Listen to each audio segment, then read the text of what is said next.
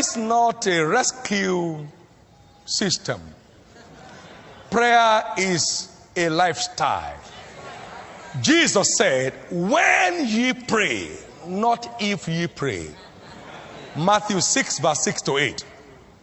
He said, but thou, when thou prayest. So it's an issue of when. It must be a program of your life. When ye pray, you, when thou prayest, and when ye pray. Now he went on in verse 16 of the same Matthew chapter 6. He said, when ye fast.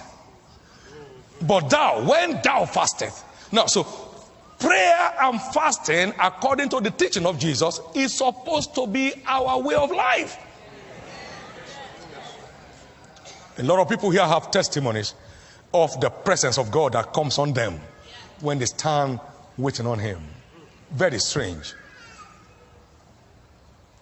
Until prayer and fasting becomes your lifestyle, you're far from access to this realm of faith.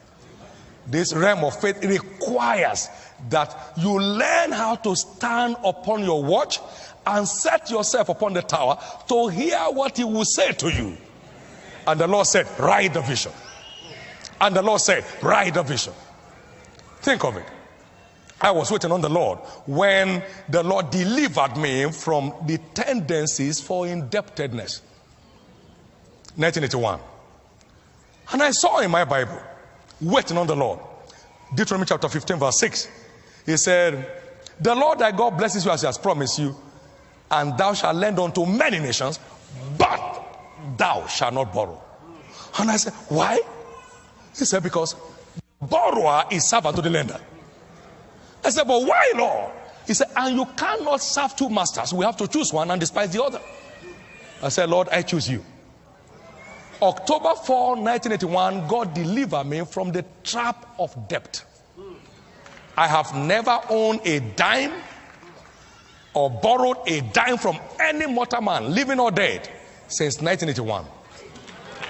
God has been. Now see, when you wait on the Lord, he said, then shall your light break forth out of obscurity. Your light will break forth as the morning. We need a breaking forth. When we are away from the body, we are present with the Lord. We need to know how to be present with the Lord. Most of the things working in my life today, they came by waiting on the Lord. And it's working. It's working.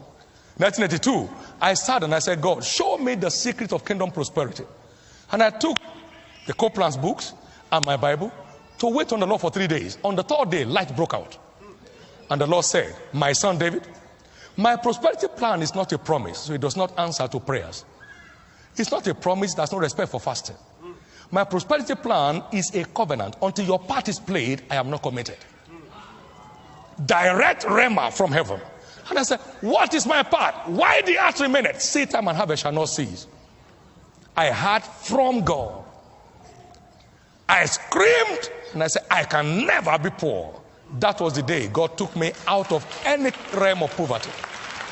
Waiting on the Lord helps you to hear God clearly.